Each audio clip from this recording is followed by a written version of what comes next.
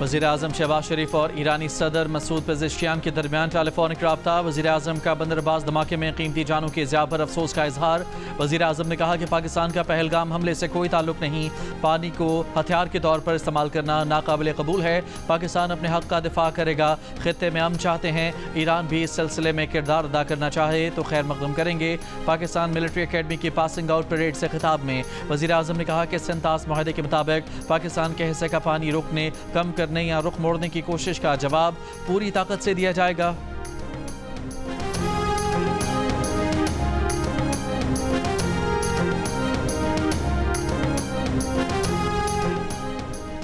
भारतीय तहकीकात पर तहफ़्फ़ुज़ात हैं। ड्रामे को बेनकाब करना चाहते हैं। भारत दुनिया की किसी भी गैर जानिबदार इदारे से पहलगाम वाक़े पर तहकीकात कराए ताउन के लिए तैयार हैं। वज़ीर दाखिला मोहसिन नकवी की प्रेस कॉन्फ्रेंस। कहा, पाकिस्तान अपनी खुद मुख्तारी पर समझौता नहीं करेगा। भारत को जाफर एक्सप्रेस वाक़े पर भी गैर जानिबदाराना इदारे से तहकीकात की पेशकश।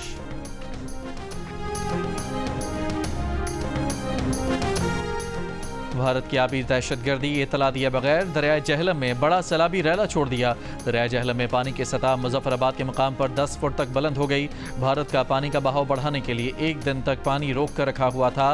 सिंध तास मुआहदे के तहत भारत चनाब जहलम और दरियाए सिंध में पानी का रैला छोड़ने की इतला देने का पाबंद है। ताहम पहलगाम वाक़े के बाद भारत यकतरफा तौर पर सिंध तास मुआहदा मुअत्तल करने का ऐलान कर चुका है। स्टेट डिज़ास्टर मैनेजमेंट अथॉरिटी के मुताबिक भारत ने 26 अप्रैल को मकबूजा कश्मीर के उड़ी 1 और उड़ी 2 प्रोजेक्ट से लगभग 22,000 क्यूसेक पानी दरियाए जहलम में छोड़ा है।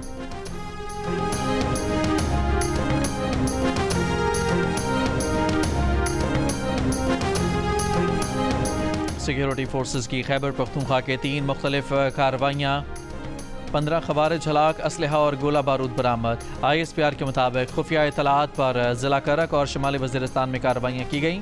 खवारिज के साथ शदीद फायरिंग के तबादले में लांस नायक उस्मान महमूद और सिपाही इमरान खान शहीद हो गए।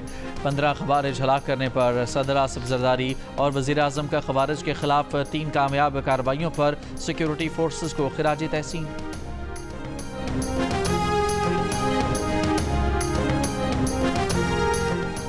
पाकिस्तान चीन से मजीद 10 अरब युआन कर्जा हासिल करने के लिए पुरुमीद। वज़ीर ख़जाना मोहम्मद औरंगज़ेब ने कहा है कि इस साल के आखिर तक चीन में 10 अरब युआन का पांडा बॉन्ड जारी करेंगे। इस साल मुल्क में शरह तरक्की 3% और अगले माली साल में 4 से 5% रह सकती है। उम्मीद है IMF बोर्ड मई के शुरू में $1.3 अरब प्रोग्राम की मंजूरी देगा।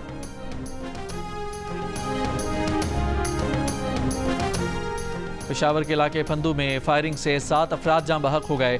CCTV वीडियो में 3 से 4 मुल्ज़मान को फायरिंग के बाद फरार होते देखा जा सकता है। दर्ज FIR के मुताबिक मकतूलीन शादी से वापस जा रहे थे।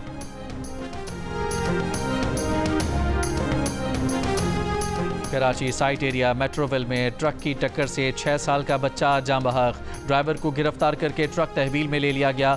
गनी चौरंगी के करीब कार की टक्कर से मोटरसाइकिल सवार जाँ बहक। गुलशन हदीद सुमार गोट में घर की टंकी में डूबकर 5 साल की बच्ची जाँ बहक हो गई।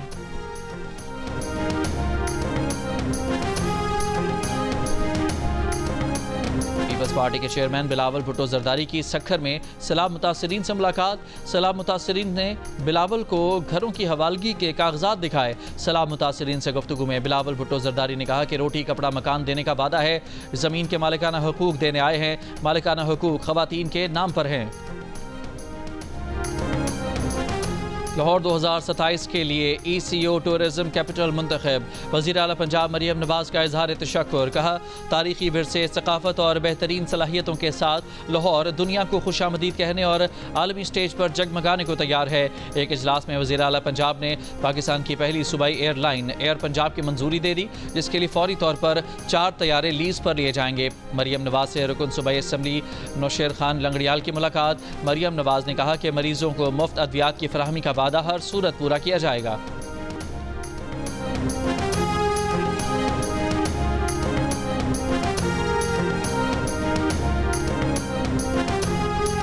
सिंध में इंटर के इम्तहानात की तारीखें तब्दील। कराची में 28 अप्रैल से शुरू होने वाले इंटर के सालाना इम्तहानात अब 5 मई से शुरू होंगे।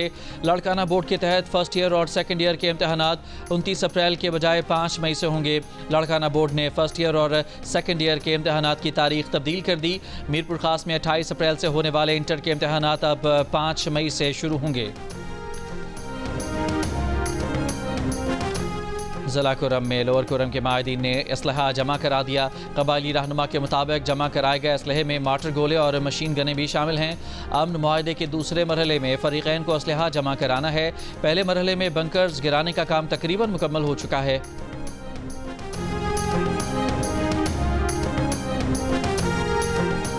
वज़ीराबाद में बानी PTI की रैली में फायरिंग का केस। इंसदाद दहशतगर्दी अदालत गुजरावाला ने मुलज़िम नवीद को 2 बार उम्र कैद की सज़ा सुना दी।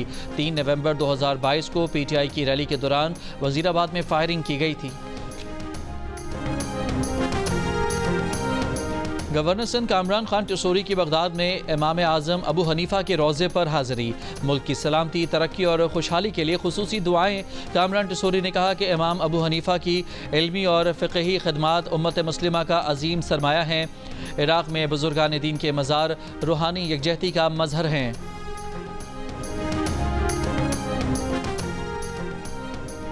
बलोचिस्तान हुकूमत ने भारतीय शहर चेन्नई में इंतकाल करने वाले कोयटा के नौजवान की मैयत वापस लाने का बंदोबस्त कर दिया। आर्यान शाह भारत के निजी अस्पताल में इलाज के दौरान वफात पा गया था। अस्पताल इंतजामिया ने बकाया जात की अदायगी न होने पर मैयत देने से इनकार कर दिया था। तर्जमान बलोचिस्तान हुकूमत के मुताबिक वज़ीर आला सरफराज बुगटी ने नौजवान के वालिद और वालिदा की अपील का नोटिस लेते हुए अस्पताल के बकाया जात अदा करवा दिए हैं और आर्यान की वालिदा के मुताबिक बेटे की मैयत आज पाकिस्तान लाई जाएगी। बच्चों के इलाज के लिए भारत जाने वाला पाकिस्तानी खानदान आज वतन वापस पहुंचेगा। बच्चों के वालिद की भारतीय हुकूमत से बच्चों का इलाज जारी रखने की अपील। कहा 7 साल की कोशिशों के बाद भारत का वीज़ा मिला। भारतीय हुकूमत ने फौरी मुल्क छोड़ने का कहा है। अभी तो पाकिस्तान वापस जा रहे हैं, लेकिन दरख्वास्त है कि उन्हें बच्चों के इलाज के लिए जल्द बुला लें। दिल के आर्जे में मुब्तला दोनों बच्चे दिल्ली के अस्पताल में दाखिल थे। इस हफ्ते बच्चों की सर्जरी मुतवक्के थी।